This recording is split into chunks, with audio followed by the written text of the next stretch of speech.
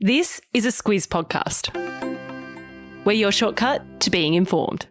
Now, moving on to the biggest story this week, the fires in Los Angeles. Now, we're used to fires in January here. We're no stranger to it in Australia, but this is supposed to be the wettest season in California at the moment. Yeah, it's winter. It's winter. Which, of course, is the starting point of telling this. The fire season in LA is usually sort of May and then in the months after that. So it's quite something that this has happened now. I haven't really spent a lot of time in LA, so understanding the geography of that has been something that I've wanted to do in reading this story. But looking at their winters, they're usually pretty dry. The winds can be really, really strong.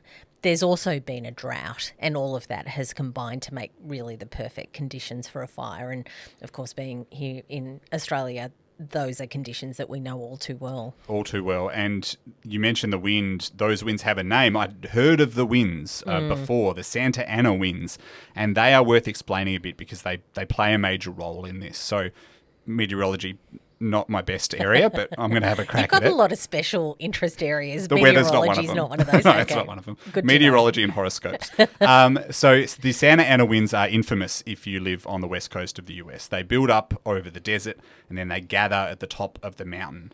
They shoot down the mountain and then they compress, and that in turn warms the air up very quickly, which is just perfect conditions for fanning flames and fanning fire. Well done. Thank you. The only way I know the Santa Ana winds is from the Belinda Carlisle song. Well, that's how I knew them as well, from the Belinda Carlisle song. Oh, good. So, I've got a fellow 80s and 90s music fans. Absolutely. Most of my references come from pop culture, Claire. You know this by now. But yeah, I watched a number of explainers, and really, I guess part of it is they're so dangerous if California is in drought. And guess what? They're in serious drought. So since the start of October, they've had less than half the normal rainfall they would usually have in that time.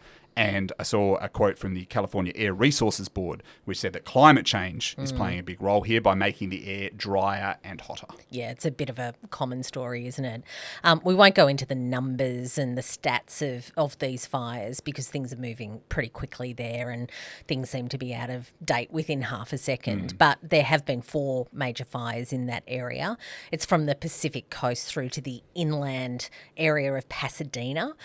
Some of the areas affected are really iconic. Yeah, you don't have to have been there. I've never been to LA, but I know the Hollywood Bowl. I know the Hollywood Walk of Fame are a thing. And one of the fires was very close to the Hollywood sign as well. Another of the blazes in an area called the Pacific Palisades absolutely ravaged it. This is a hillside area along the coast, and that is dotted with celebrity homes. Yeah, so that's the fire that reports say has been the most destructive in Los Angeles history.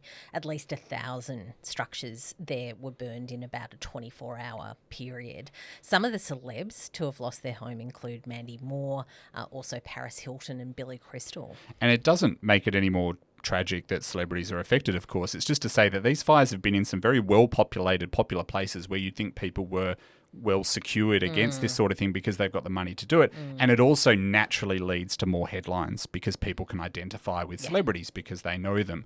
So President Joe Biden has visited the area and he signed a federal emergency declaration, and that has seen National Guard troops dispatched to help.